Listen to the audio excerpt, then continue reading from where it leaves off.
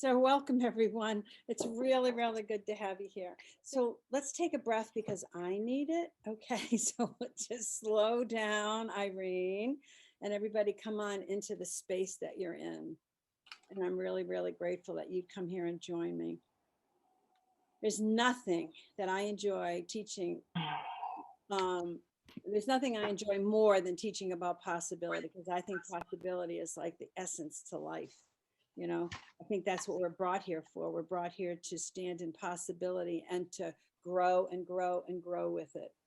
Um, so I'm hoping that you all have some unlined paper in front of you and a pen. And I always recommend these kind of journals that you can get, or art journals that you, art pads that you can get at Walmart, cheap places. You don't have to spend a lot of money. And the reason I like you to use the spiral binding is because it doesn't fall apart, because this is going to become a really, really good friend for you.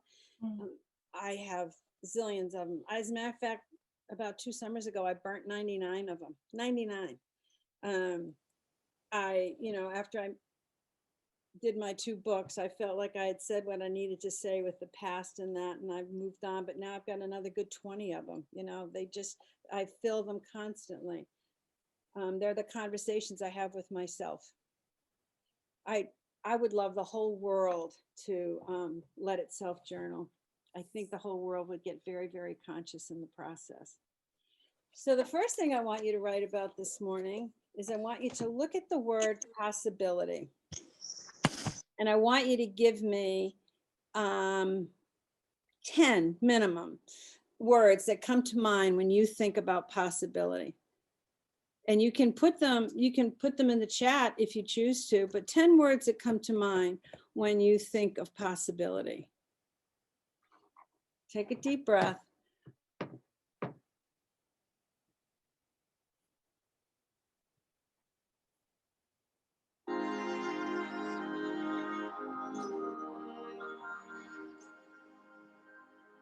You cannot do this wrong. Don't question what comes to mind for you. Just use it.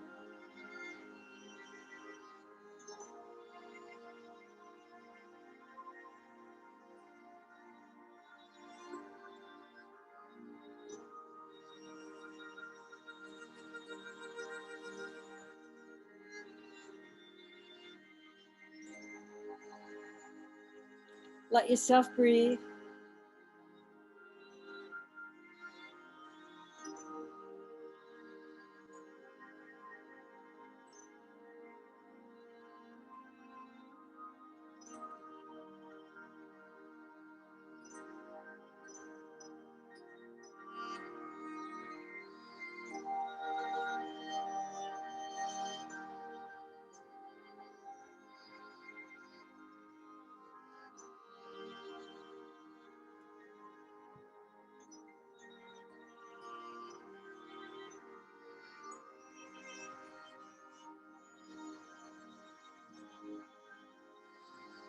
Now I'd like you to write the words, the feeling words that came up around those words. What feeling words came up for you?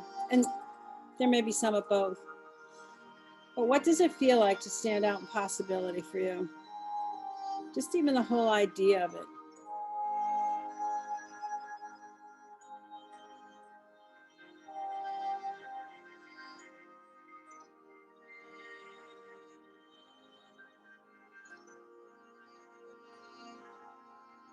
Let yourself breathe while you're doing it.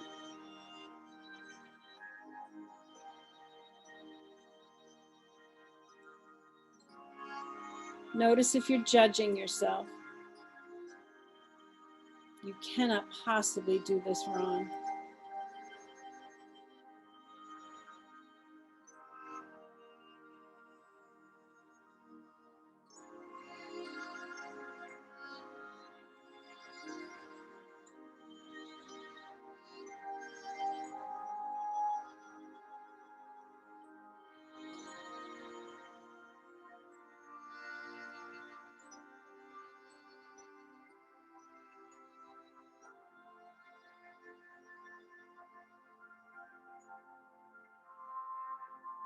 If there's resistance, write about the resistance.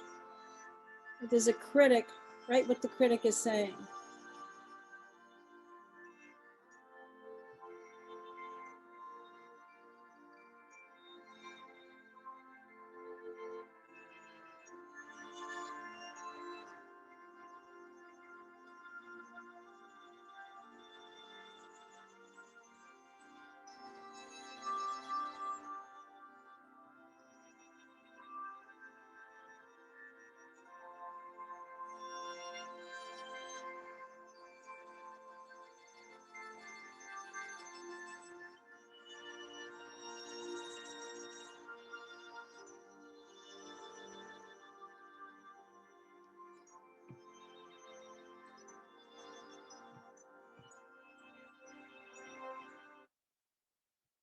All right.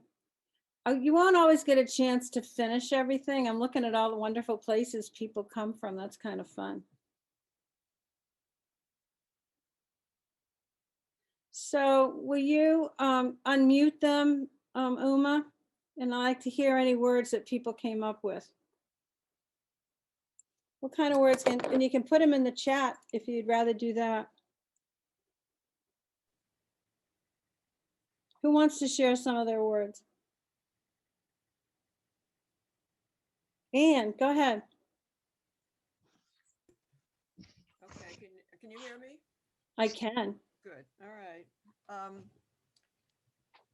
The first one came up as chance. Chance? Chance. Okay, chance. Possibilities, okay. Chance. And my emotional reaction to that is letting go. Letting go? Did it feel like something was holding on? Yeah, hold me back. I'm sure there's fear when something's possibility, there's fear. Uh-huh. But I didn't write the word fear yet. Was it warming up in the bullpen there? Yeah, I think as I was getting down to the bottom.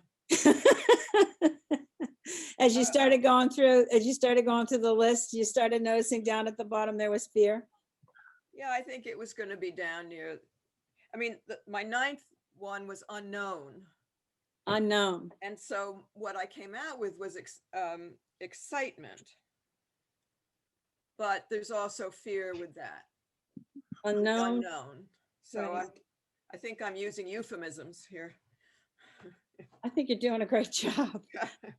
All right, thanks for sharing, hon. Does anybody else want to share from their list? Yes, we've got Susan and Julie that want to share. Okay, Susan, go for it.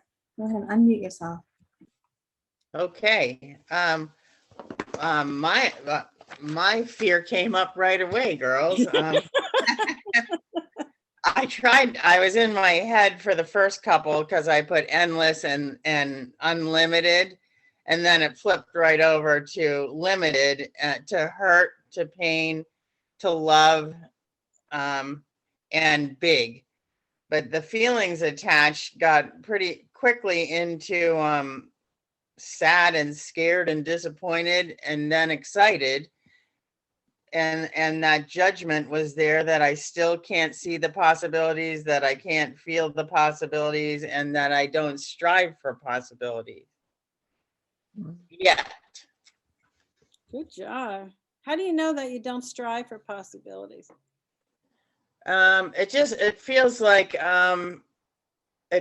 I stay right where I am and I don't see the big picture. I don't see that it's possible that this isn't all there is, and that there's a possibility of love or a possibility of big things. And I think I was made for big things, but I'm in a small realm of acceptance that this is what is. And some days that's good, but some days I'm sad that I don't have a big, huge thing of possibilities for other stuff.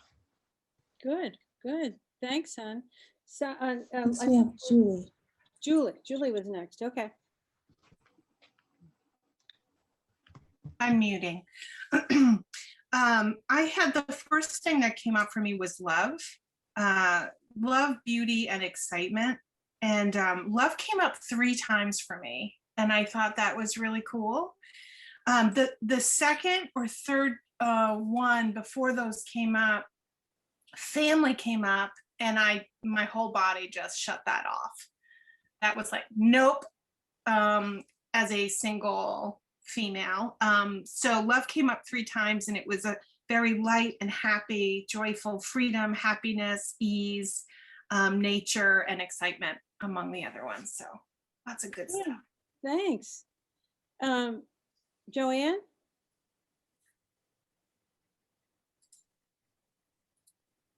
Hi, the first one that came up for me was change and new challenges.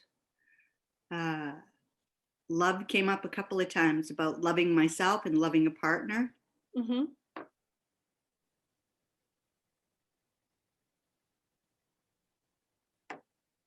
Was that it? Did I lose her? Joanne, did we lose you or is that it? Oh, I don't know why I muted all of a sudden. Huh. Okay, there you go. So, I heard you say change, love of a partner, love of self. Go ahead. unity, more about the country, like, bringing the country together. Okay. So something Freedom. big, something global. Yeah, like I want to have that possibility of there being freedom. And with that, I was thinking more about like the coronavirus has been so dominating for the past year. And so seclusion, caused us to have such seclusion that I just want some freedom. There's a possibility that if we get herd immunity, maybe we can have some freedom around that. Sure. And the emotions that came up were more like happiness and joy. Like there are possibilities to have all this and to be peaceful and feel secure again. And Mm-hmm. Great. Thanks, hon. thank you. Anyone else want to share? Karen. Mhm. Karen wants to share, and then Lori wants to share. Is Karen unmuted? No, I am now. I figured I found out I could do that myself. All right. I had great words, like 10 of them: expansion, opportunity, fun, adventure, limitless, joy, delight, freedom, potential, and hope. And I had an image so self-love came up as a feeling. Hope, again, joy and hope repeated themselves. And then I had an image of Barbara Streisand on a boat singing either, Don't Rain on My Parade, or, one of those, but that expansive, that thing that you get from that feeling of that movie, which is just, you could fly, yeah. Great. Love it. Lori, you were going to share, hon? I don't think I should go after her because I'm not going to. No. I'm just kidding. I don't know. I didn't think as much. I don't think as other people maybe. I just wrote what came out without thinking too much because I didn't know what to write about. I knew that if I thought too much, it would be too contrived and not real. So I just wrote. So I wrote life, purpose, ability, success, dreams, connection, hopeful, fear, death, memory. All right. So some of those, did they feel good, or some of those felt like negative, or did they all feel good to you? Some of them felt a little bit positive, I guess, and some felt kind of neutral, pretty neutral. Death. I wrote death. I don't know. It just. I mean, it's a possibility, and I wrote life at the top and death at the bottom. So at least, So when you write death as possibility, I thought it was pretty much a guarantee that we're all going to die. Oh. So what is it? Very good. What about death is possible? what about death is possible? Yeah, I mean, like, we all know we're gonna die. I mean, I'm Right. sure that, right? So what Right. about it is possible? When you write with it? It's possible to come sooner than later. Okay, It's possible to come before it's, supposed to. okay. I guess that's where that comes from. I don't know. I don't know. All right. And when I think about that, because I hadn't put death in that, because that feels like such a guarantee to me. But when I thought about that, when you said that, it's like what death would be. It's, like there are a lot of people who have a lot of different ideas about what death is, right? Mhm. So there's a lot of possibility out there, though we all know we're going there. We can all have very different ideas about what that's going to look like or what that's going to be. Right. Lot So of- you're saying looking at death as more of a opening up of something else. Yeah, yeah. Okay. But also, Right. but like not knowing when it's going to come, that kind of stuff. Yeah, Mhm. that was interesting. Thanks, hon. Okay. Will you share? You've got your hand up. Rebecca and Sharon have their hands up. Okay, great. I didn't know if you were talking to me. Yeah, I think you're the only Rebecca, aren't you? I am the only Rebecca. I've always been the only one. Don't ask me why. Okay, I came up with actually 8 words on my own, and and then I'm looking at my stuff and I go, am I just a Pollyanna or what? But my words were, when it comes to possibility, death didn't even enter into it. Because I figured like that's gonna happen anyway. Hope, and then it's an endless road to do whatever. Trust. The possibility of trust. Experiment, faith, opening up of yourself, expansion of self, and freedom. And then I wrote down some of the other words that other people said, and then my feeling words were more. It feels exciting, a sense of wonderment, and a bit scary. Great. I didn't Great. really have any resistance to any of it. Mm-hmm. Probably because I'm in the process today of signing up for a trip to Morocco finally. Nice. That's a sense of wonderment. I'm ready October 30th. So Mm-hmm. I have a lot to do before that. So this is like perfect thing here of the possibility. So Great. that's what I have to share. Thank you. Thank you. Sharon, you wanted to share? Okay, I've never done this before, so I'm just getting the hang of it, I think. But I didn't do it like others. Anyway, I'll just read what I wrote. Sharon, let me tell you, and I'll say this for everybody else. I don't think any of us sat around on a Sunday morning and said to 23 other people, let me write about possibility. So it's brand new for all of us, honey. Okay. All right. So you just write whatever comes to you, because this is everything I teach is always about us having a conversation with ourselves. I have Okay. no answers for any of you. I just have some ways in which to maybe help you guide and ask you questions that will make you look inside of yourself. Okay. I'd like a do-over actually, but okay, I'll do what I have here. Doesn't make sense. I've self-love, learning to love myself, unity, concern, ability, and and fear. I didn't put death, but what you asked the last person, Lori. I put Lori, and you asked Lori, what are the possibility with death? I wrote down possibility to die with no suffering, because that's what I'm concerned about. Mhm, No mhm. suffering. Okay, and the feelings, I didn't really, I did it 3 times because I didn't think I did it right, but I heard what you just said, so I'm not. So let us have some of those 3 times. Let us hear it. The first time doesn't make sense. All right, doctor, go on a bike ride, go on my sailboat.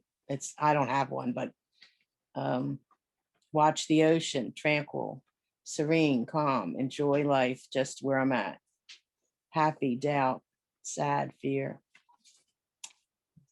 That's what but So now I know how So to as do you it. started to stand in it, you did it perfect, Hannah. As you started to stand in it, you started to open up some ideas of what you might want impossibility, and then you also own the feelings that went with that, right? Right. Yeah, you Right. did it perfect. Great, Yeah. thank you. Thank you. Faye, how about you, honey?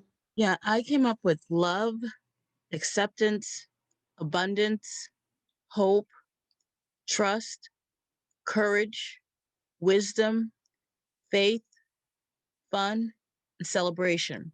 Oh, nice, nice, fun. And the feeling words for me is like freedom, honor, success, adventure.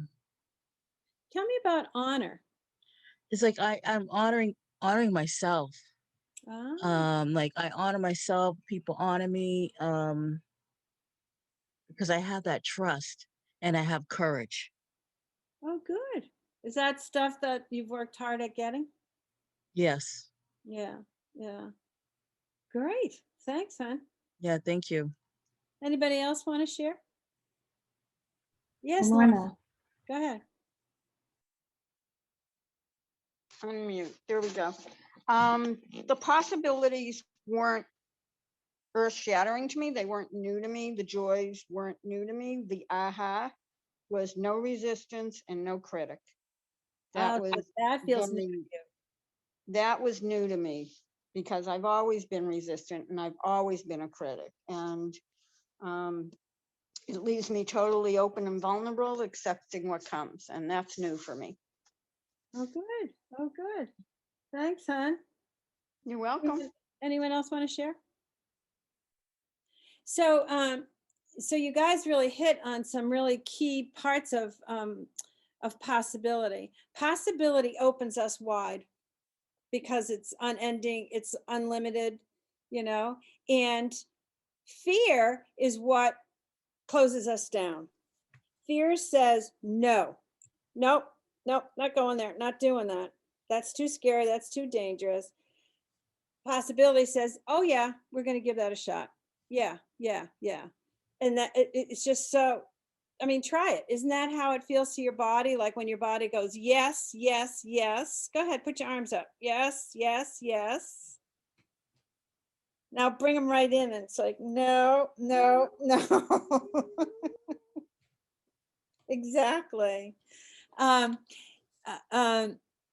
there's just no question. There's just no question about possibility being big and unlimited and without, you know, without limits. The thing about possibility is that it brings up all of our old stuff about what we do with the unknown, because another word for possibility is unknown, right? Standing in something that we don't know. We could take some guesses at, we might have some feelings about, but we don't know. We've got no guarantees around it. And fear says, nah, go back to what you know, go back to what you know, go back to what you know. If there's anything I want you all to walk away from this workshop with, is I want you to understand what works inside of you when we're looking at what's possible. We're looking at opportunities. We're looking at what our dreams might be. To look at the process. The process is what we need to understand. I can't tell you what you need in your possibility, but I can tell you what might be going on with you in possibility. Okay. We've learned from very, very young to trust one feeling, and that's fear. We've all learned to trust fear. We can all pretty much recognize fear. You know, we don't question it. You know, if you're in an alley somewhere and you have a sense that it's not safe for you to be there, you don't hang around and say, yeah, but is it, you know, is it going to be a gun? Is it going to be a knife? Am I making this up? We get the hell out. We don't question it like crazy. You know, we don't analyze it to death. But when we've got an opportunity to stand into something positive, we don't know what to do with those feelings. We're not used to looking at them. We're in my book, one of my books. Let me see when I got it over here. This will make Uma crazy. I'll take God, hold the religion. One of the things I looked at was that consciousness seems to me to be the thing I want to coach people in, getting conscious, knowing why we do what we do. when I was young, I followed a very strict religion. And I liked that they had all the rules for me. They told me what was possible. Okay. Nothing except the rules, and follow the rules and do what the rules say. And everything for me was a should. I should do this. I should do that. What do you want me to do? What do you think is right for me?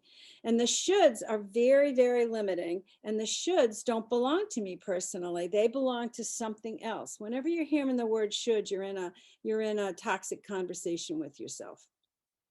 I want to is very, very different than I should. Anyway, what I wrote about was consciousness in this book, and about finding the higher power of my understanding, learning the difference between religion and spirituality. I don't want to like beat this to a pulp, but one of the things I recognized, or I wanted to do, is I wanted to talk about how I developed a spiritual consciousness. All right, that it's a memoir, so I'm writing about my spiritual journey. And because I used to have God and religion all tied up together. I thought they were the same, and I thought it was all about following the rules. When I got into AA 37 years ago, and one of the things in the program is to find a higher power of your own understanding, which pissed me off at first. I just wanted them to teach me how to drink so I wouldn't get in trouble. And then they were having you turn your life over to a power greater than yourself.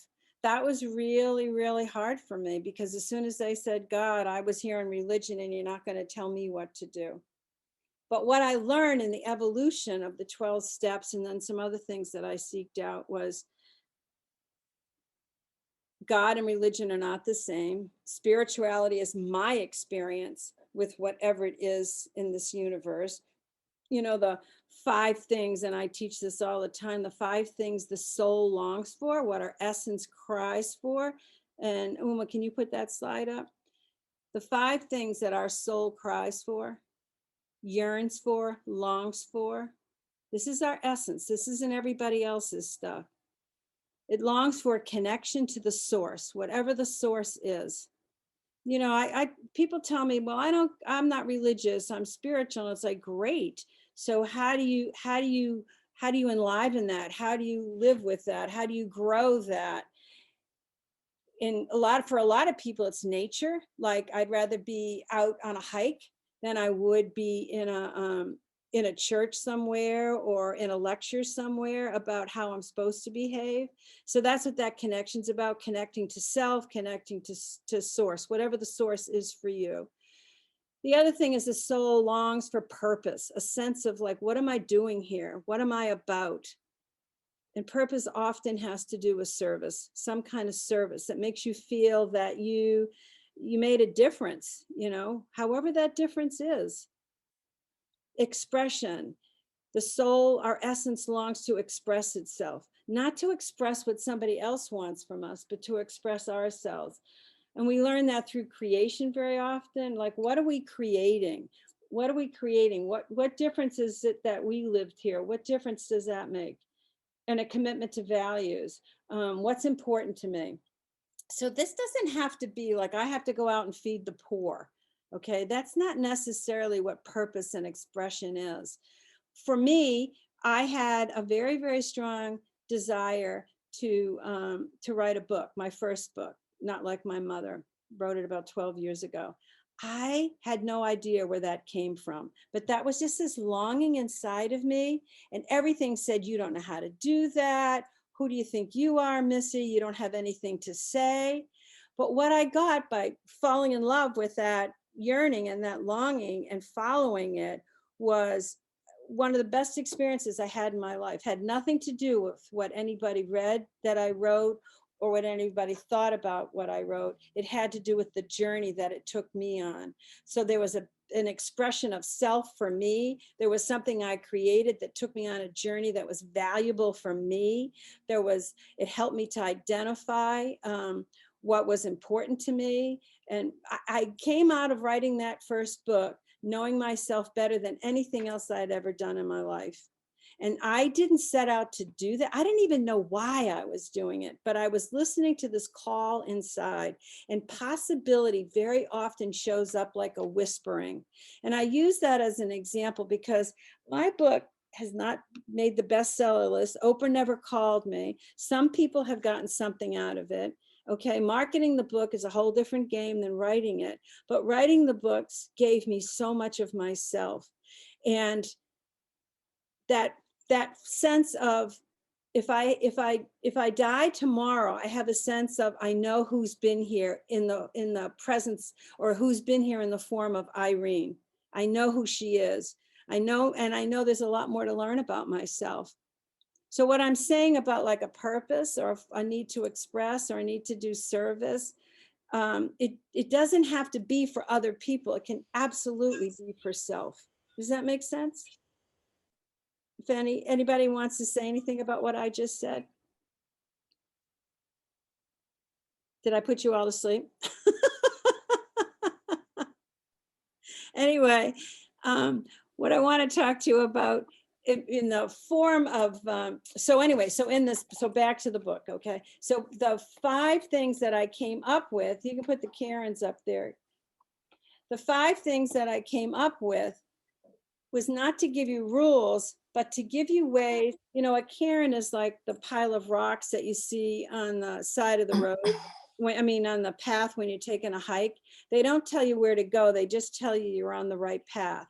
So the Karens that I came up with are things that served me the most in my life to help me wake up to me and to wake up to my higher power, whatever that is. For me, it changes on a regular basis, but I know that possibility is a big part of that energy.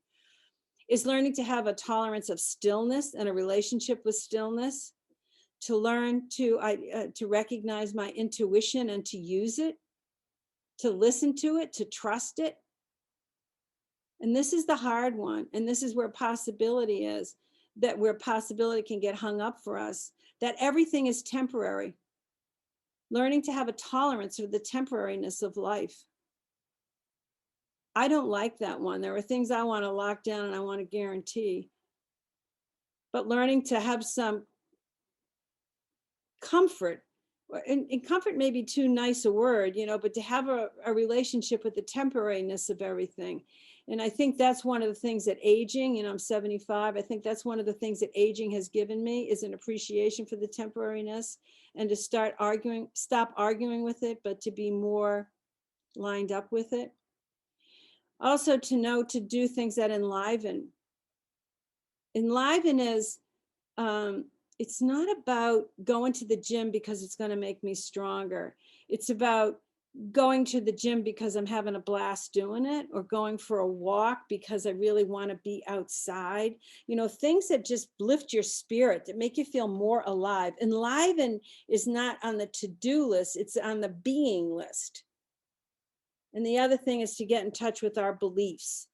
Where did I get those beliefs? And how are they pushing me around without my permission? And do I still want them? I know this may sound like a lot of blah, blah, these 2 like teachings, but they have a lot to do with how we enter possibility, or how we walk away from possibility. Anybody have any questions about what I said so far, or wants to share? Lori had her hand raised to share. Go ahead, Lori. I was, excuse me, I was just going to comment on the first slide when you were talking about writing your book. About what soul wants. Right. Mm-hmm. Right. And you were talking about, giving, I forget exactly what you were. Like having a purpose. Right. Creating and expressing. And so I just wanted to comment that, writing the book and having people reading it and, getting helped from it is a service. It's not totally just, your own thing. So that's all I wanted to say. Right. It's like when you go to an AA meeting and, you talk about yourself to somebody, it's not, and you're helping someone. It's not just that you're talking about yourself. Your story helps other people. And so it's a service in that way. That's all I want to absolutely comment. Thank you. And it's when you stand in in the willingness to like, but what I was trying to say with that, and thank you, what I was trying to say with that as an example is the longing to write the book, to just start writing, to tell my story had nothing, it wasn't about like, well, I think Oprah's going to call me if I do this and I'm writing for an audience and I'm, it was more like, I want to see what happens. A lot about writing is unknown. If you just let it go, you can constantly, ideas or scenes or thoughts come to mind that just are very surprising, don't know where they came from. And then you realize you're just unwrapping the stuff that's inside of you. And as I stood in that, and it was scary to stand in that, I had to reduce my practice for a while. I started calling myself a writer out loud. And I thought, what a phony. Oh my God, it makes me want to vomit, But I just kept following the teachings of the writers that I had been looking at. And so I was just curious about where's this going to go? What's going to happen with this? And that it did serve people, I think, is ultimately what the universe is doing with us. If we stand in our truth, others are served. And no matter how that comes out, not necessarily that I find the cure for cancer, but I'm a lot nicer person when I'm being true with myself than when I'm trying to be everything you want me to be. And I'm filling up with a lot of resentments or whatever. Anybody else want to share anything about what I just said? Looks like Sharon wanted to share. Yeah, go ahead, Sharon. No, I just missed what you said about stillness, the first one. I'm sorry. Finding a relationship with stillness, allowing yourself to be with stillness. Okay, thank you. For a lot of us, we just keep moving. I'm one of those people. I'm one of those people, and it was in AA, the 11th step, that taught me to meditate and to stay still for 1 minute. For me, 1 minute, you might as well have asked me to sit on nails and chew, glass. Yeah, I know what you mean. It was not easy, but just be. Today it's like I know that I'm so much more grounded when I give myself some time to do that. However that may look, and that can just look like a walk, just like taking a break. Yeah. Anyone else? Karen wanted to share. I'm sorry, who? Karen. Oh, Karen, go ahead, Karen. Hi, Irene. Yeah, I can't see anybody else but you on the screen right now. It says the slide is still up, but the words, you've talked to me many times about writing, and as you've spoken to many of us about it. And the thing I'm most afraid to write about, and the thing I most want to write about, is the journey that I have taken to my sexuality after my very difficult marriage, right? And I started writing a memoir and then got stopped, and it's terrifying, like terrifying to me, but it's less terrifying to me that if I ever published it anywhere, like what the feedback would be, or how dare you at 68. So are you terrified to write it, or are you terrified to publish it? Because I think lots of times we get hung up on saying, well, I don't want other people to see this, when the reality is I don't want to see it. I don't want to own the truth. I don't want to own the story. I think I can own the story. I think I'm more terrified of judgment.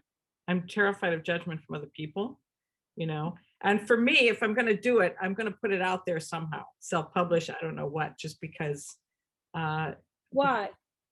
Because just to write it for myself, well, you know me, it's this thing about, it's got to produce something. I mean, there's still the audience thing in my head, because I'm an actor, I'm all that, there's still the audience thing in my head.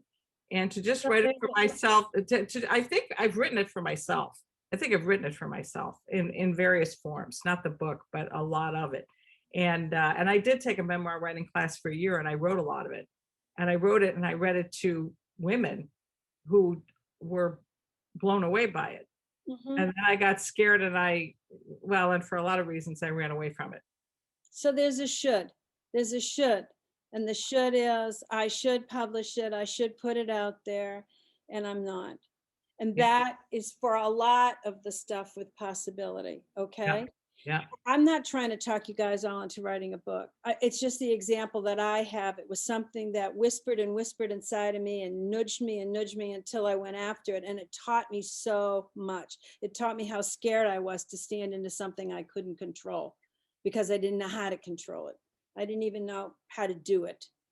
But I want that, somehow I want to, in terms of service, I want to share that message with women, particularly because I've had a very unique journey. Yeah.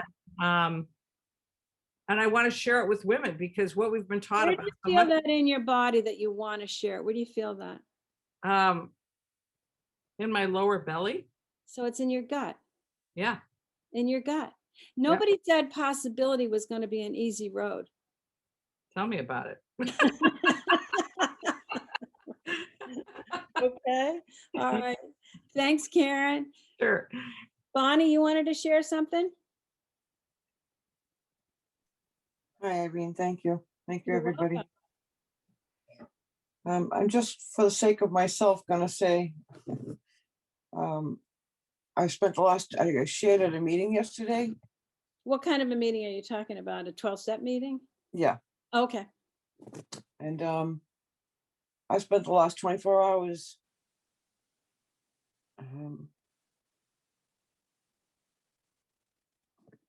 rejecting myself for expressing myself, Uh-huh.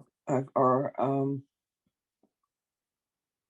I just want to say out loud that I criticize my own way of expressing, Mm-hmm. and that's a block, a severe block. Yeah. That's all. That's powerful because I think where a lot of us go there. All right. So I'm going to give you this. I promise you that all my wanderings are going to come back to make a point for you before we get off this call. Okay. Thanks for sharing that, hon. Take a piece of blank paper right now. Some of you have done what I'm going to ask you to do next with me before, so don't give the secret away. Okay. I want you to make a scribble on this blank piece of paper. I want you to scribble on the blank piece of paper. Just scribble. Make a scribble you like, make a scribble you don't like. Fill your page up with some scribble.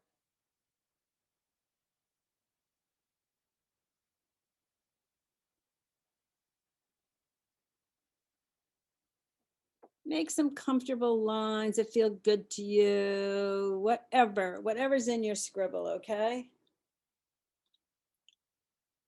Put your hands up when your scribble's done.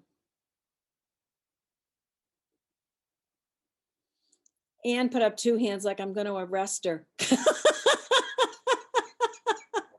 She's like, okay, it's a holdup. All right. So show your scribbles. Show your scribbles to everybody.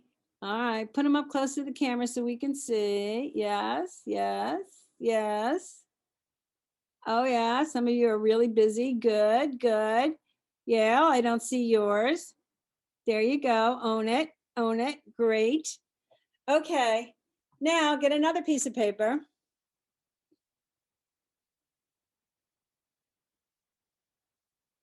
Now I want you to make art.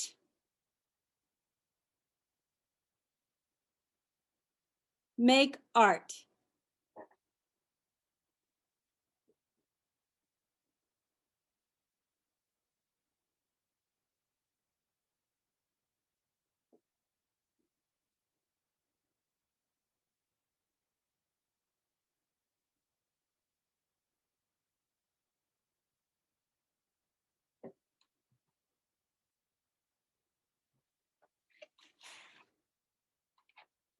Let us know when you're done your art.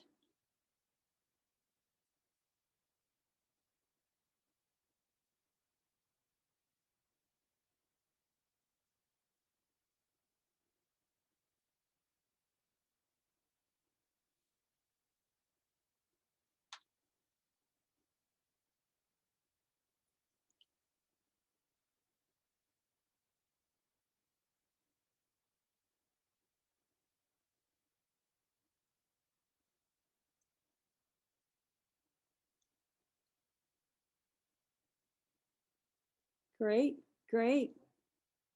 Next time I'm going to tell you all to get magic markers so I can see it better. Good, good. So who wants to tell me about that little exercise? What came up for you? Laura, you want to talk? You have your hand up?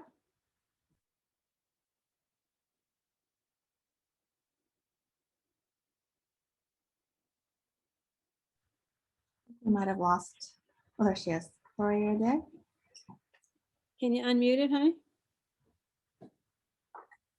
I think she's unmuted. Go ahead and talk, Lori. Me? Are you Yeah. oh, you know, Lori. Lori. excuse me. My art and my scribble are extremely similar, very similar. Exactly the same almost. What were the feelings? Well, I feel very unartful always have big complex since I was a kid. So I always have a very crushing feeling when anyone says anything to ask me to do anything artistic. How about the scribble? How about the scribble? Scribble, I love scribbling. It's fine. How'd you feel about doing the scribble? Fine. Oh, relaxed. No critic about it, no fear about it. Just go. Right. For it. Right. Right. And although I felt the same way about the art because I'm here in this situation, in this circumstance with you and doing this thing as like a exercise, I know that if I was in a real situation where somebody was saying, do a scribble and do art, it would be two different feelings, very different feelings. So I get it. Because you have a belief that says, I cannot do art. Exactly. Yes. I stink at art. Yeah. And you have that belief, right? Right. But I'm a good doodler. Yes. You don't stink at art. That's an old belief that's not true. That's not true. So how much possibility do you limit yourself because you have a rule for what art is supposed to look like or who the art people are, and that you have this rule that says I don't do art, and yet I love doodling. So wait a minute. I don't totally agree, because I think that art, it depends on if you just want to make art for yourself, then that's true.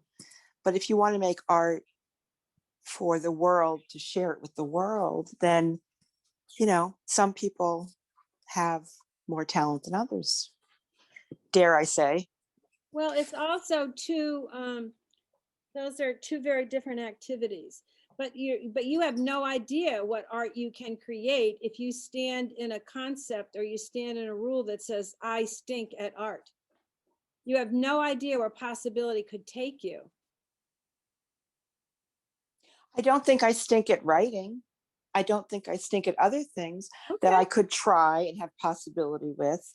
Art, I do think that I stink at because I've had many experiences where I've done drawings or whatever, and I have. The thing that's most important out of this conversation is, do you hate doing it, or do you don't even go explore it because you tell yourself I stink at it? That's all. I want people to know that if we're going to play in possibility, we got to take the labels off, and we've got to take the beliefs off of off of it that says I can't do that. That won't work for me. I'm going to go like this rather than like this. We do that when we want to love. I have a longing for a partner. I hear that all the time for people, right? But the belief that's sitting inside somewhere that says, I can't trust people, I can't open my heart, I'll get hurt if I open my heart. Whatever the beliefs are that tell us we can't have that, we can't do that, we can't experience that, that goes like this. I just want you to see that. And I just use the art thing for an example because it's so easy. But if you don't like doing art, if it just really turns you off, you don't have any interest in it, that's a whole nother story. Yeah, I see what you mean. I get it. If the example had been something else, like writing or something, I would, but you're right. It's just because art doesn't interest me. So I'll shut up now. Okay. No, you don't need to shut up. I appreciate what you said. Joanne, you want to say something? So I've done this activity with you before, so when we were doing the scribbling, I was pretty stressed out about the fact that I knew you were going to ask us to draw. But then I decided, I had an epiphany when I went to do the art. I think you used a different word this time. You said art. I think the last time I did it, you said draw something. And like Lori, I do not enjoy drawing because I feel like I stink at it and I don't even want to explore it. So when I went to do the piece of art, I decided that I'm freaking 59 years old. If I don't want to do art, I'm not going to do art. So I wrote, I hate drawing art. Art to me is too stressful. I'm more of a concrete thinker. My art is going to be able to just express myself. So maybe it's in writing or something. So that's where I went with it this time. But inside your heart, there's no like longing to like explore that or try it out. I don't like it. I find it stressful. So I don't have any desire to do it. Even as a kid, I'd have my best friend like draw my maps and like, it's just, I'm a concrete thinker. I'm like a math person, like let me get in there and figure out something like that. I'm not this, like I've never been, since I've been divorced, this is like the most I've done that's more philosophical or being, like learning about myself and stuff. Okay, all right. But I mean, there's no way I'm gonna try to draw something. Like maybe if I'm sitting down with the grandkids, I'll do stick people or something, but. Because there's nothing in you that wants to. No, because I know it's not, I'm one of those people that I guess I have to feel like I'm doing it well to enjoy it. And just that will limit a lot of possibility in your life. Right, but I won't go on with trying golf because I know I'm not patient enough to do it and I get too in my head. Okay. So. All right, can anybody relate to that? Yeah, we got some hands there, right. I'm just gonna move on, Karen. Okay, because I've got an exercise I want you guys to all do. Unless you've got a burning desire, Karen. No, okay. So I want you to divide your page into 4 quadrants. Just make a line so that it's in 4 quadrants.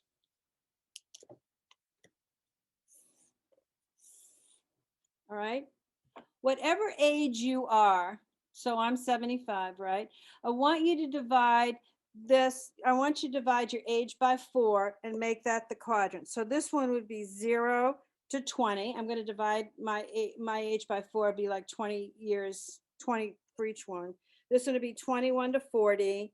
This one would be 40 to 60. This would be 60 to 75. It's not exact, but you're just roughly dividing your blocks into 4 ages, covering 4 periods of your life. So tell me when you've got that ready.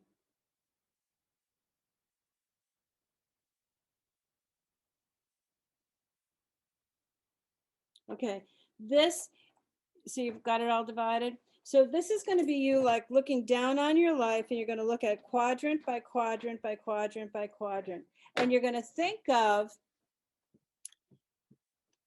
like, for example, my first one would be 0 to 20. Think of the first couple of thoughts that come to mind for you about what possibilities were there for you during that period of time that you either walked towards or you ran away from.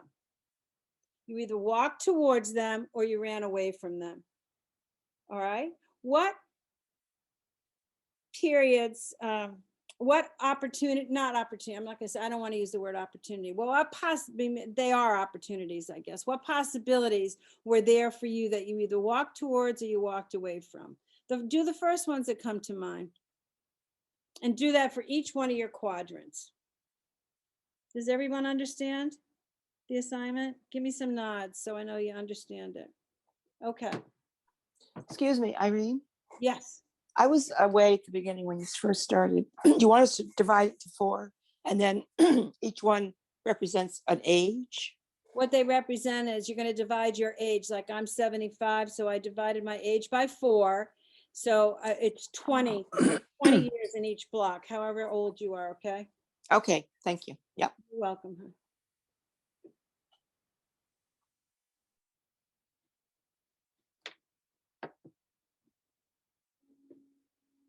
It's going to take a little while to do this. Take your time. Just do the first, I mean, there's probably a ton in each quadrant, but just do the big ones that come to mind. What possibilities did you walk towards in that age, or did you walk away from in that age?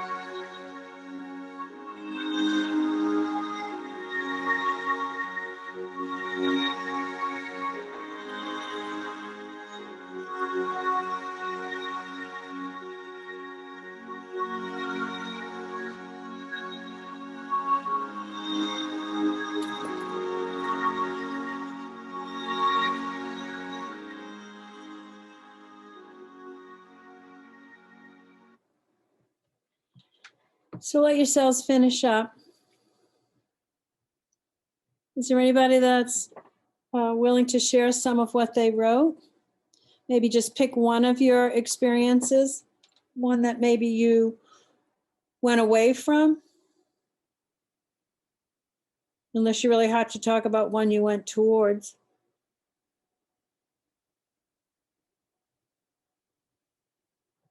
Karen, I see your hand.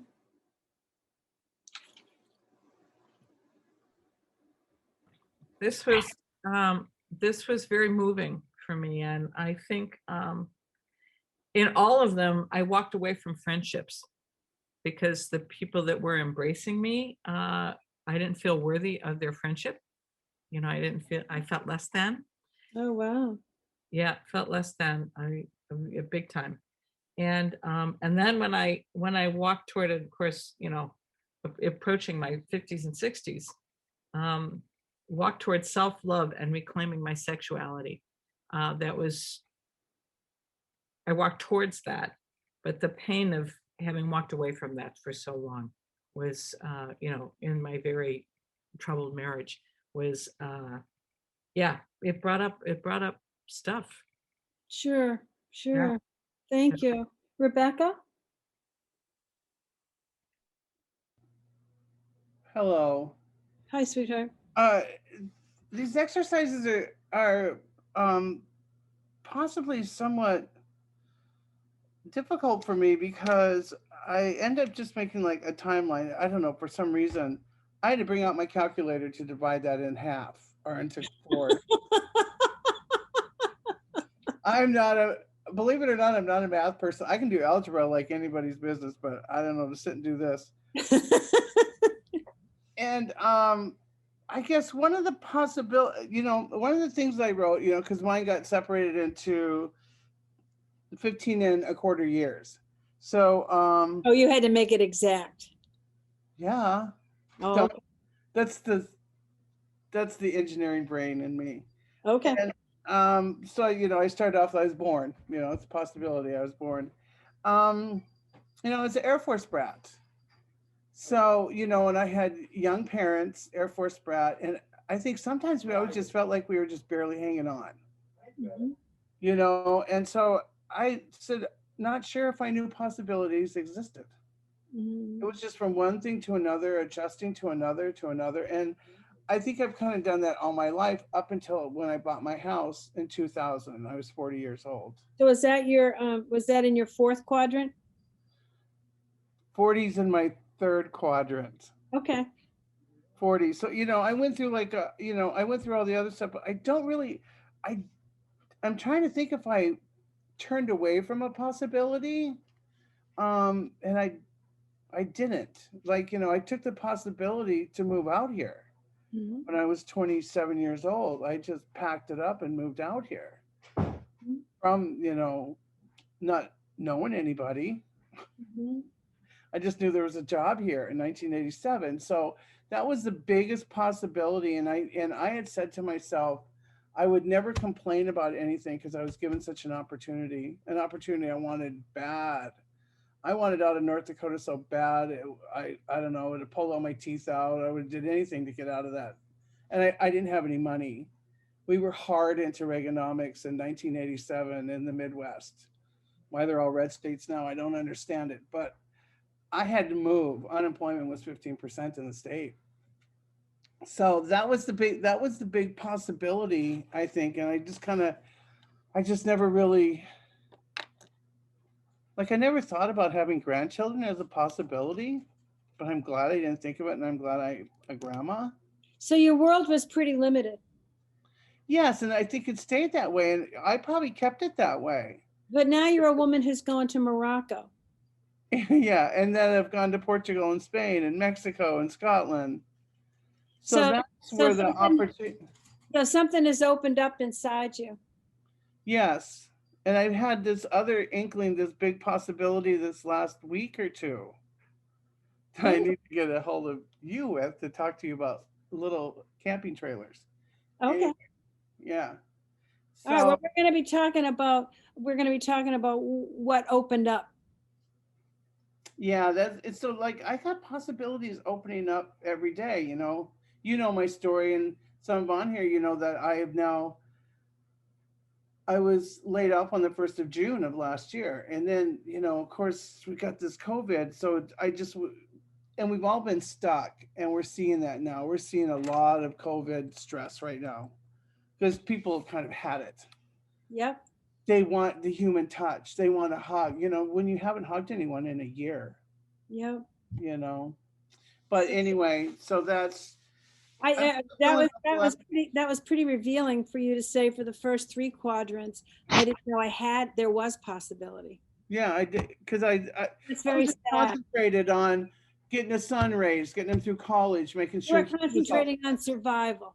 yeah, I was making sure he was set and I wouldn't have to worry about him And ever. what you notice in the other first 3 quadrants, if you can't see possibility, you're very locked into survival. And survival is not a place where we're standing in possibility. What we're standing in is, can we eat? Is there a roof over our heads? Right. Just surviving. Thanks. Thank you for sharing that, hon. That's Cindy, did you want to? I see your hand up and I see Susan's hand up. Julia? Oh, you need There to. it goes. Okay. Yeah, the thank you for having the right numbers for providing the quadrant for Okay. me. What my biggest thing I wrote about was from 61 to 76. And it was the first time in my life I've been able to discover myself without having to put somebody else first, somebody else's needs first. Wow. And when my husband passed away 11 years ago, you know, it opened up a whole new world for me in a positive way. Mhm. And Was that a surprise? it was what I was hoping for. Okay. You know, I was hoping at some point because my mom died a couple of years before that and I had been responsible for her. So at some point I was really looking forward to being moving up here and just spending time doing what I wanted to do. And that's happened. So you're And living a life of possibility right now. I am, thanks to people like you. That's great. That's great. Thanks, honey. Julie, and then I'll get to Susan. Okay, I just wanted to share an experience that I had with this. In the first exercise that we did, the first thing that came up for me that I rejected was family. Like in possibility, family was not possible. And oh my gosh, in every quadrant shows that I walked away from family. So for safety and for health. And in the later quadrants, you see both walking towards and walking away. And I just thought that was incredibly telling, a little bit of kick in the teeth, slightly, but also some really cool way to look back and see the impermanence of decisions and impermanence of even having a toxic family. And so, and really the possibility, or at least my intention for my 50s is to get connected and expand love through family, whether it's a new family or my old family. But it's really profound to see this and see even from age 0 to 12.5, Rebecca, 12.5. I know, and then I stopped. I said 13. I didn't do the 0.5. But that away from, my first thing was my father, mother, and people, because I remember how shy I was as a child. So, and to see that and how that was, how profound my family issues are in my life, it's incredible. It's a whole story just through these 2 exercises. So. Oh, good. And also feeling the limitation of it all. Yeah, I don't want to. If we hang out in that story and those beliefs, there's a limitation that just hovers around you, right? yeah, I've chosen to be single for well over 10 years, and I'm feeling like I want partnership. And the thing that's standing in my way clearly are my beliefs about the possibility of having healthy, loving family. Duh. Thank you, Irene. Oh, that's great. That's great. And Susan. Well, this was really hard. Much harder than I expected. When the the first block, I was stuck with anything. So I put first love. Like, I know when I was a teenager, I wanted to have dates with boys, but I can't, and friends. So those are the two that I could come up with, but I really couldn't think that I thought that I had possibilities of anything. I mean, it was a sad childhood for sure, but bad things happened, and it kind of squelched the idea that there was. But the second one was the survival one, and I did have hopes at the beginning. It was like 17 to 34, and I had hopes for, and potentials. I was excited about marriage and a first house and friends and kids, and um um but then in the middle of that block, then I started going the other way with the marriage thing, and sobriety was a big one in that block. I was headed, like there was potential that I was going to get sober, and I did.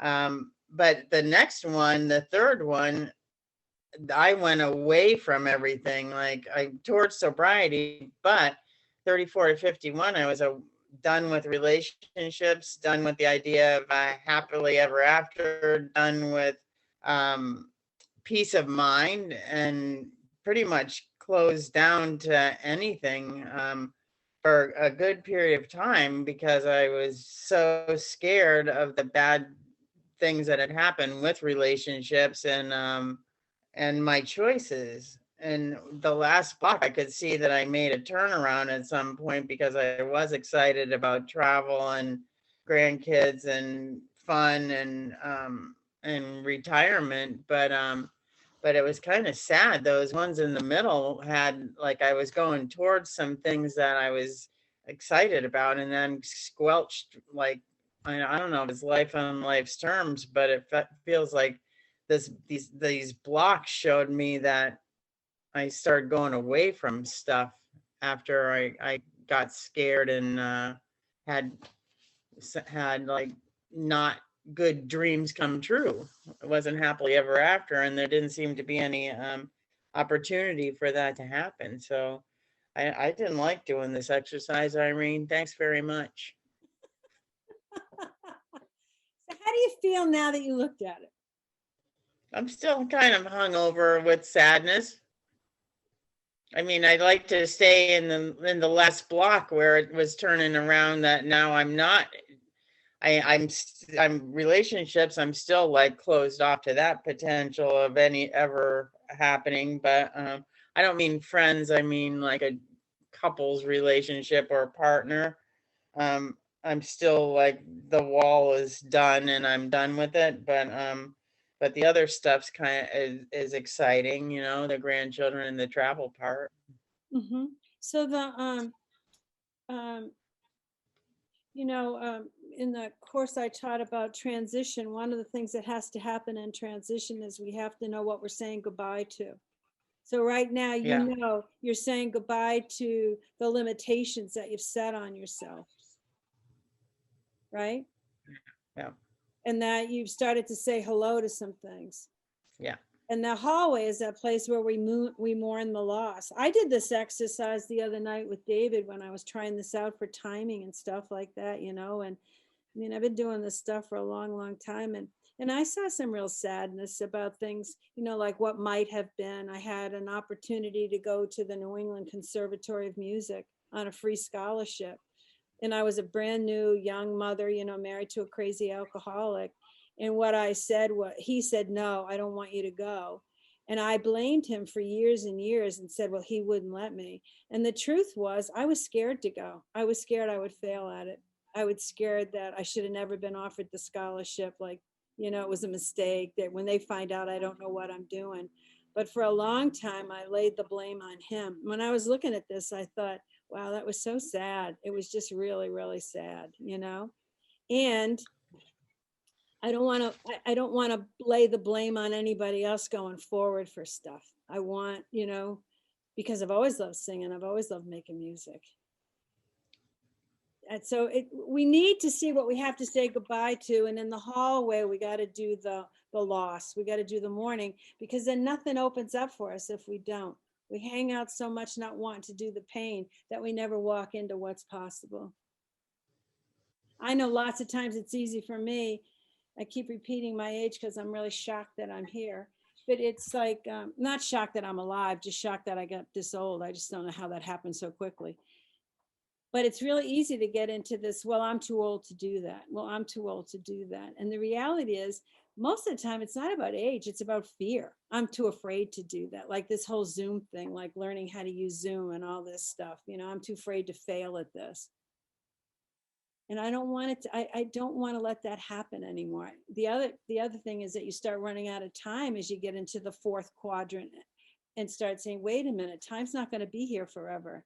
Either I'm going to give it a shot, or I'm going to stay in this box. And the boxes are hard for me to stay in. Does anyone else want to share? Lisa, do you want to share, or you don't want to be recorded? Oh, good. I'd love to hear from you. Also, Beverly and Lori have their hand up too. Oh, great, great. We got time. Good. Go ahead. I just want to, I loved everything you just said. It was very helpful to me. And recently, my son sent me a message. It's gonna make me cry, but anyway, I don't want to cry, but anyway. It's okay. It's allowed. I can't. My excuse is anyway. It doesn't matter what. Anyway, he sent me a text, and I was out in Oregon, that said, just because it might have been different does not guarantee it would have been better. And I felt like this kid, I don't know, sometimes it made me feel good about raising him. So because like we spend a lot of time reflecting on if his father was alive, blah, blah, blah. We did a lot of the woulda, shoulda, what would have happened? What would it be like? And the truth is, that was so comforting to me, because it all happened. So it does not guarantee that it would have been better. Absolutely. Absolutely. And that's what I was thinking when I was doing this, because of that perspective. I understand the concept of going into the pain and regret, and I appreciate the hallway context. I loved all of it. So I just wanted to share that. Oh, thanks. And it's so good to see you. So just between you and I, how old is he now? 24 and a half. Oh, God. I remember when you were pregnant. That's great. Right? Yeah, I love you, honey. Thank Bev, you. I love where are you you, too. hon? Bev, you wanted to share? Oh, there you are.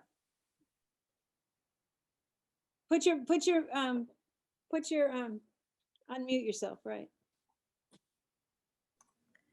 I just wanted to say that a lot of the things in my last quadrant, I was both running to and from, like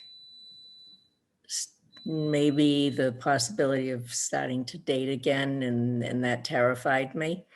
But a lot of the things that I was running from actually turned out to be, and maybe this is a transition thing, they actually turned out to be the best possibility that could have happened.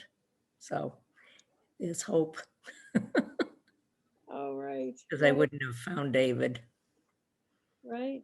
And he's been a good part of my life. So that's after 14 years of being a widow, right? That's after 14 years of being alone. Yeah. Right, right, right. So thank you. And when you mentioned it being a transition and being in the hallway, it really just, it just rang true. Yeah. Thank you. You're welcome. I love that you're here and sharing. Laura, you want to share, hon? No, not really. I have a question. I was in the bathroom when you first started this, and I want to do it again. I don't really understand the possibilities of or what we could have had, what was in front of Well, us? possibilities that we walked towards or we walked away from, like from 0 to 20, I had an inspiration to join the Air Force. Okay. And I walked away from that because of something that a guidance counselor said to me. I mean, I'll tell you what he said. You know, this is in the enlightened years of 1960s. And he said, only whores and dykes go into the military. Oh And my for God. me, I know that was his enlightening encouragement. And for me, it was like a way to get a scholarship to school, a way to get school paid for and have an adventure, you know? So it was like something I ran away from. I didn't pay attention to me anymore because this man said everybody would think that about me, and I went running away from it. So it was like a possibility that was out there that I ran away from. Okay. And then there were possibilities that I ran towards. So that's what I was having people look at in their quadrants. What were things that happened in your life that, you know, you could have gone for, but you didn't, or you did go for, and you know, and had that work out. It's not, mostly it wasn't Okay. for you guys that I wanted you to turn your lives. You know, it was more, I wanted to see what the feelings are. You know, what are the beliefs that we have about things? Like I was so concerned about what somebody thought about me. I no longer paid attention to that longing that I had inside, because what I really wanted was to get, we were poor. I wanted to get college paid for, and I wanted to have an adventure. So I didn't allow that for myself. Okay, thank you. You're welcome. And who else was it? There was somebody else, right? Did I miss somebody? No, you're all running away from me now. I think that's it for the. Anne, go ahead, Anne. Anne, you want to turn your Trying to. Oh, there we go. This is very challenging for me, and it just keeps bringing up. I've had great gifts in my life, great experiences, amazing people, friends, and all that, and yet when I start writing this, it's not very positive, and it's not supporting and self-loving or anything like that. And it all comes trying to please others from very early, probably when I was inside the womb. I was trying to keep my mother happy, and abandonment and all this other stuff. And so here I am now in my 4th quadrant. And I used your time frame. I was starting to divide by 4 because I'm a math person. I thought, I know. This is stupid. I'm not doing that. But now my life seems to be, it's always, it's rewarding because it's a lot of service, a lot of giving. I'm so responsible though, that it's, you know, now I'm dealing with, you know, I'm losing people, death, too much death in my life, and helping and doing what I need to do after this person is gone to help them, closing their estate or whatever it is that I'm involved, that I can do to help. And I mean, especially when it comes to family. And boy, am I tired. Mm-hmm. I am so tired. Mm-hmm. And yet I feel selfish if I say, well, what about me? Mm-hmm. It's very, very selfish. Mm-hmm. What I would add to that is, instead of selfish, am I allowing myself in the equation? Let me right size things. If there's only 24 hours in a day and other people are getting 18 of them, where am I putting me? Right. It's just, let's be fair about it, you know, include yourself in the equation. Because I know how stressful your life has been recently, right? So that's an old belief. That's an old belief, and you might want to look at that belief because it's very unfair. Thank you for sharing, honey. Thank you. You're very welcome. So there's a word that I want to give you all, okay? Well, I'm going to give you 2 words. One word is bliss. So for a long time, we've all heard this stuff about follow your bliss, follow your bliss, follow your bliss and find out what your bliss is and what your passion is. And when you do that, you can make life work. Well, the definition of bliss is perfect happiness. I don't know where you get perfect happiness. I have not found that. Okay. So I may just be, a hard ass, but I think if I'm looking for my bliss, my perfect happiness, I'm going to be looking for a long time. But what I heard someone else say, or I read, with Elizabeth Gilbert, one of my favorite writers, in her book, Big Magic, when she wrote about creativity, because so much of possibility is standing in creativity. She said the word we really need to look at is curiosity. I can get my head wrapped around curiosity. And that can be a really wonderful, wonderful clue to what it is that is standing, to what possibility is coming towards you. So curiosity, what she talked about was, the example she used was she had never had any interest in gardening, but her mom did. Her mom loved gardening. And she got this idea from somebody about looking at what you're curious about. And she realized that she was curious about some seeds that her mother grew. But anyway, so she went down a road and she got more and more involved in following these seeds and where they came from and the history of them. And she had no idea there was all this history in that. She ended up writing a book about it. Okay. And the book's done very, very well. But it's in the curiosity that we can be woken up, that we can become awake to what it is that's ours, what it is that's our passion, or what it is that's ours to pursue. So what I'd like you to do right now is just for a moment, like when a child doesn't say, when you're walking with a 5-year-old, a healthy, happy 5-year-old, they're picking up everything on the ground around them. They're looking at everything. They're wondering about everything. They're not saying what's my passion and will I make any money doing it? They're just exploring. They're just exploring. They're just standing in possibility, because possibility is all there is on this planet. Possibility is life. So right now, I'm going to give you just a couple of minutes. I want you to write the word curiosity.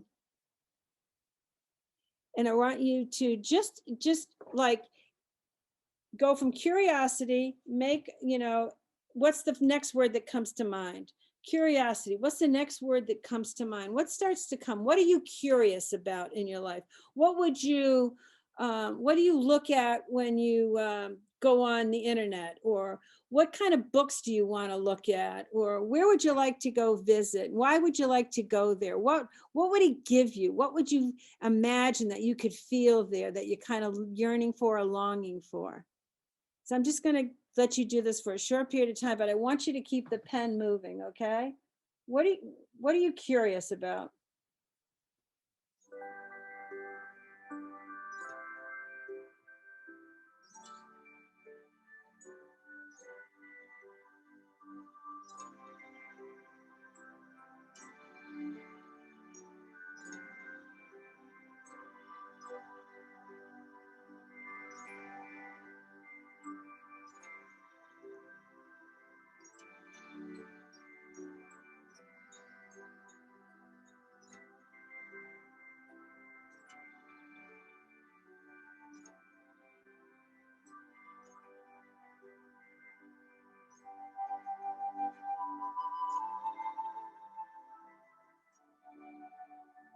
What do you get fascinated watching?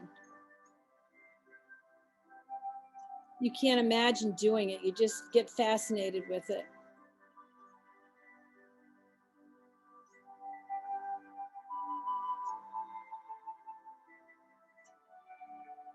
What do you see other people doing and think, I wonder how they got into that. I wonder how they figured that out. What opened that door for them?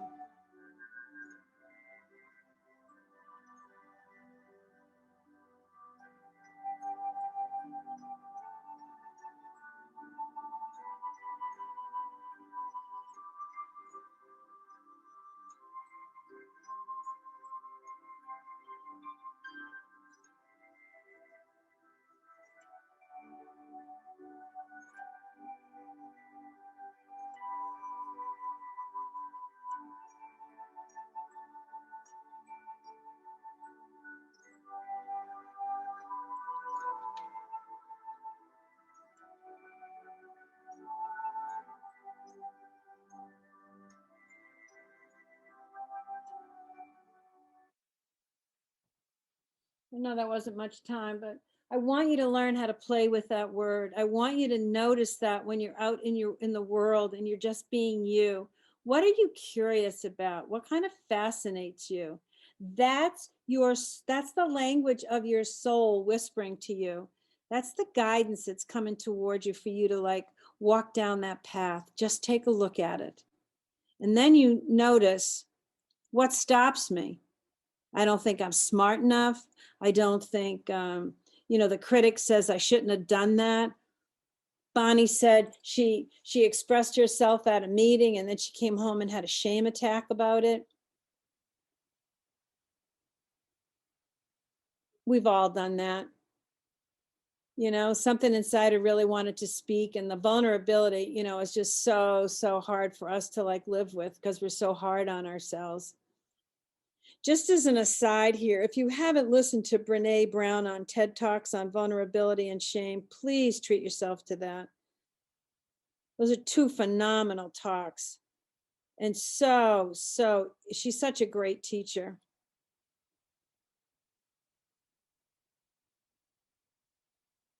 Anybody want to share about their trip down Curiosity Lane?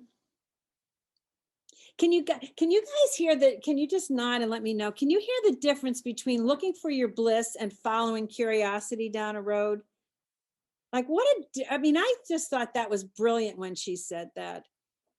Because curiosity is like kind of like pulling on a piece of yarn, out of a sweater. It'll kind of unravel, but something will open up for you. And you don't necessarily know what's going to open there. And one of the things that we've got in our culture that says if it doesn't make money, we shouldn't do it. Or it doesn't have any value if you don't make money, or you don't get 10,000 followers on Facebook, or, somebody doesn't want to make a movie out of it. It's just going to satisfy your heart. It's going to satisfy your soul because you're going to be a part of something that's going to expand you. Possibility expands you. Fear locks you in place. So who wants to share? Rebecca, you want to share? We've got a couple of minutes and then we're going to be closing. And Bonnie as well. Okay, I'll be pretty quick. Okay, we have time. Go ahead. Curiosity, when you said that, I just like, boom, no, I had no problem filling out that thing there. Oh, what's on your list? Give us the open book test. Give us some. Okay, I just went, okay, when you said just to go with words, I went, it's curiosity / camping, travel, by myself. How can I do that? Explore new countries, not have a plan or an agenda. And then when you came up with the word fascinated, what are you fascinated to do by the curiosity? I don't know how to swim. I'm 1 years old. I've always there's something about it, and I don't know how to swim. So I said, because you said, what are you fascinated with doing? And I literally, like when I watched My Octopus Teacher or whatever, it fascinated me that somebody could just go underwater like that and just be so comfortable. And like when you watch any of the kind of like wildlife shows or any of them where they're diving with reefs, and they're diving and they're swimming around and they have no fear in the water. I'm not scared of the animals. I don't know what I'm scared of. So you could write down, just asking you this, I'd like to stand in the possibility of being fearless in the water and learning how to swim. That would be it in a nutshell. How does that feel? Say it out loud. I have to remember what you said. I will be fearless in learning how to swim. I would like to stand in the possibility. I would like to stand in the possibility. See, I have to write stuff down. I'm a Taurus. I'm a note taker and I can't remember shit. I would like to stand in the possibility of swimming and scuba diving and without fear. There you go. And I can guarantee you're going to walk through fear to get there. Yes. So, standing in possibility doesn't mean I do this without fear. but it Right. means that it's worth it enough to me that there's something calling me inside that lets me know there's gonna be something here that I want. And you don't even have to know why you want it, but you're gonna know it when you get there and when you have that accomplishment. It's something I've always wanted. And when I used to spend a lot of time at the lake, I could swim around, and stuff. And I love going in the water and stuff, but it's kind of like math with me. If I do math every day, I can do math like a whiz. But if I don't do any math, I can't do math.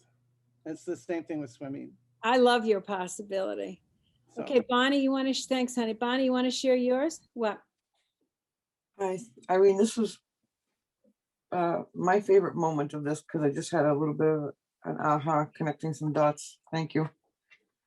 So on the first, I'll try and be quick, but the first quadrant, I walked away from the one positive teacher influence in my life was my math teacher in 7th grade. She told me I would make a good math teacher. I have to side note this with, last year I found her 47 years later, Oh, wow. called her and thanked her.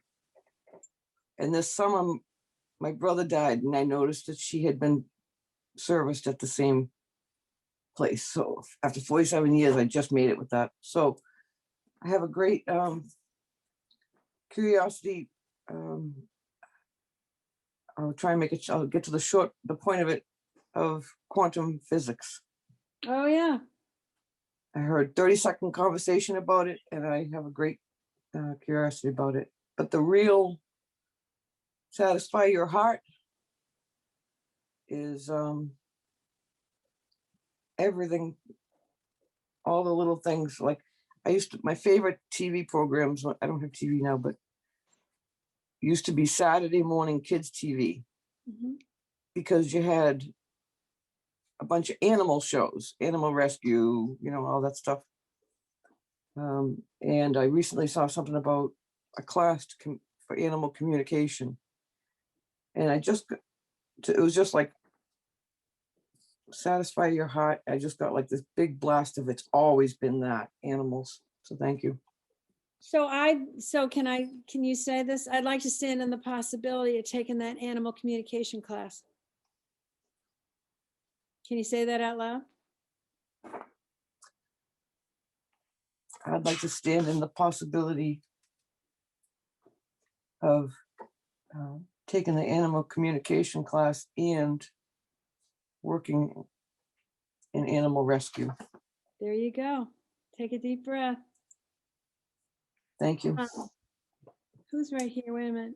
Elena? Hi, it's Elena. Elena. I have cooking and baking, which is a passion for me. But the curiosity part is like I can follow a recipe. That's not a problem. But the curiosity part is the creative part of the cooking and baking and the why. Like, why does baking powder make this rise? And why did Oh yeah. Why is using this the right way? Or it always interests me, all the different nuances of the cooking and baking. And it's funny because in all 4 quadrants, I ran away from education. Oh, and what you're talking about is science and chemistry. Yeah. Wow. Wow. So you're hungry to learn. Yeah. So I stand in the possibility of allowing myself to be a learner. Yeah. Can you say that out loud? I stand in the possibility of allowing myself to be a learner. That makes me want to cry as a teacher.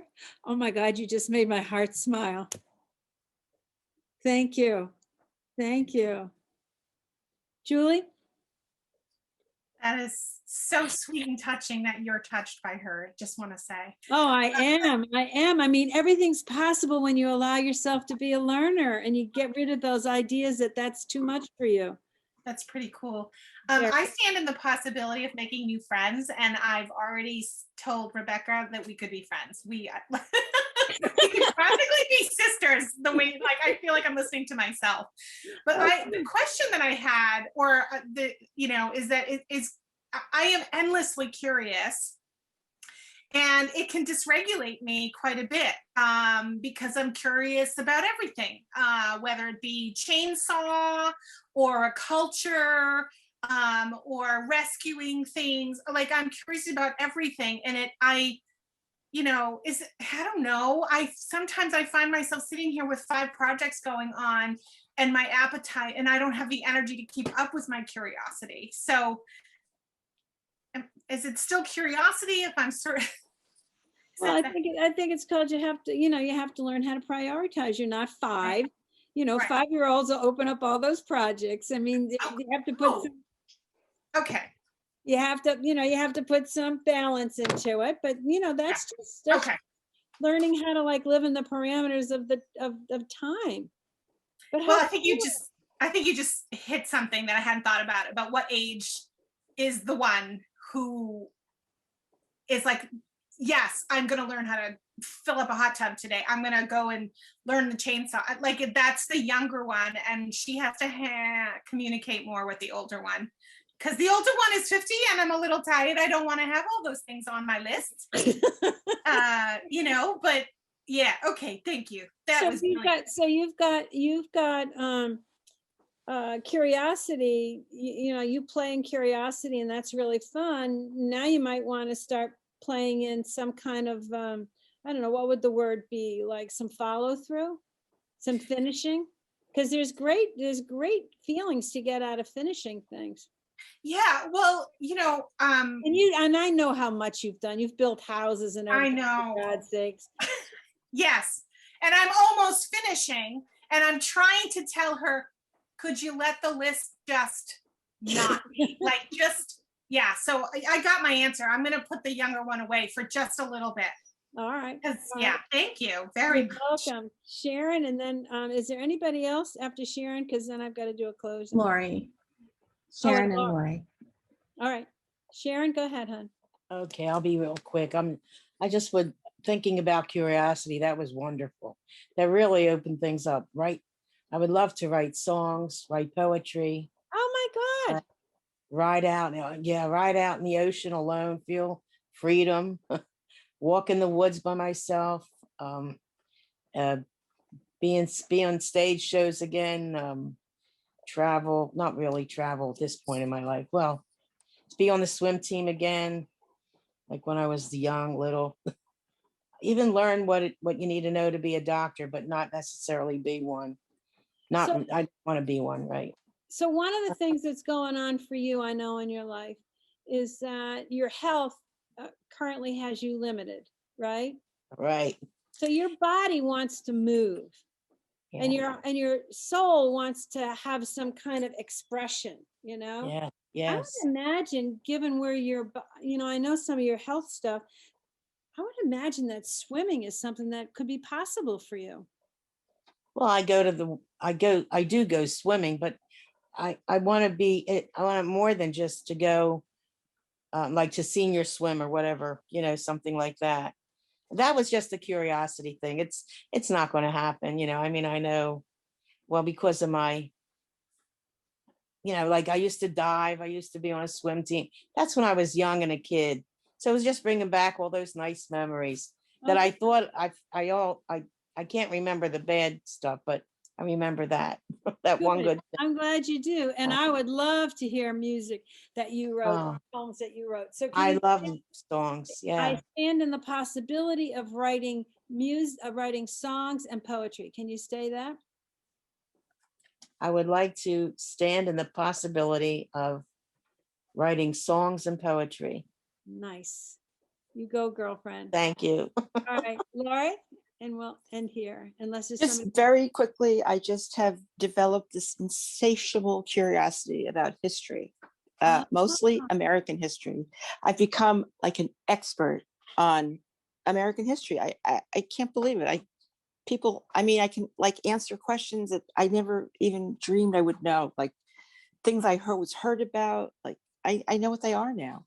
So that's what I'm doing. I'm like studying, and I love it. It's amazing. You can feel it in your heart. Oh, when you said that, I was trying to like think when you were talking, but when you said it feels it in your heart, I realize that's what it is. I yours. love it. I That's love it. yours. That's what you're supposed to be about right now. And it doesn't have to earn money or Right. get you the Nobel History Prize. You just have to enjoy it. It makes me happy. There you go. There you go. Yep. Thank you for Thanks. sharing. Thank you for sharing. So I hope you all got something out of this. Let yourselves breathe. Is there anybody who wants to say their possibility out loud before we close? If you have a possibility you want to say out loud, it's kind of nice to just, it doesn't mean you're making, oh, go, honey. Mary Jo?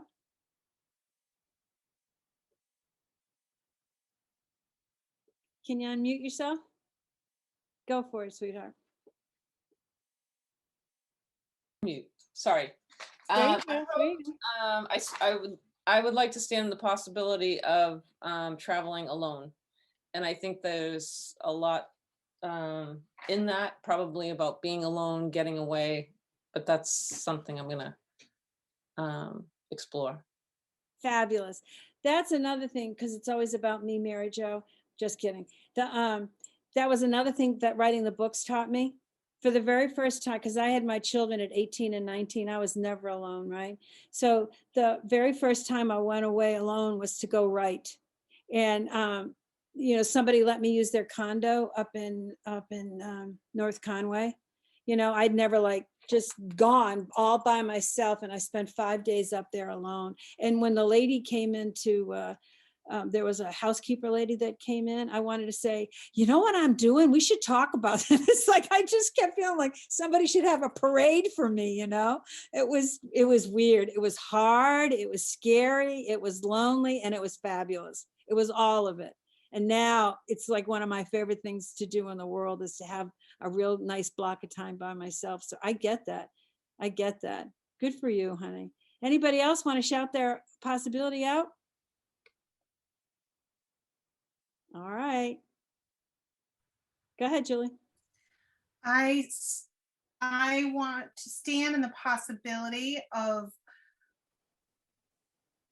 partnering and allowing a man to come in my life and have a family. Good. Okay. Love it. All right, guys. So what is it I'm supposed to say, Uma? We have no worries. We have two announcements before we close today. The first one is about Irene's next workshop. You want to talk about that, Irene? Oh yeah. My next shop I'm going to do with my husband, David. It's on relationships. So that's going to be on March 28th. That's our next Pajamas, Coffee, and Relationships. That link is in the chat right now. Yeah. And we'll also send it to you, I think, right, as well. That's a part of me getting my act together to have this ready to advertise when you guys end this one. That's a grown-up thing to do. I'm very proud of myself. And the second thing is the feedback form for today's workshop. And then Oh we'll yeah, drop that. feedback. And what I'd love to hear from you guys from feedback is if you give me some ideas about any kind of workshops that you'd like, any topics that you'd like to discuss. So I sincerely thank you all for showing up and for helping me with my women in South Africa. They were supposed to be here today, so I'm not sure if they didn't have Wi-Fi or whatever, but I particularly support one family, a single mom, Poppy. She was on the last call. She has a 23-year-old daughter who has a 1-year-old baby, and she has 2 developmentally disabled older teens, and then she has a 5-year-old who is brilliant. So everything is a challenge. They live in one small room, and during COVID, she's not allowed to work. So it's been really, really difficult. So the money that I've raised has helped them a lot. It's helped we found a school for her 15-year-old son who's very developmentally delayed, and he's doing well at it. And then her 5-year-old is in a little Christian school that's really helping him. He's like the star of the class. And it also buys groceries, and I've been trying to keep them on some kind of vitamins and stuff and fresh fruit so they can stay away from COVID. COVID's very, very nasty over there. anyway, I so appreciate what you guys have given and how I've been supported for them. So love you all and thank you very, very much for participating. Namaste and go run and jump and splash and swim deep in possibility. Thank you, Irene.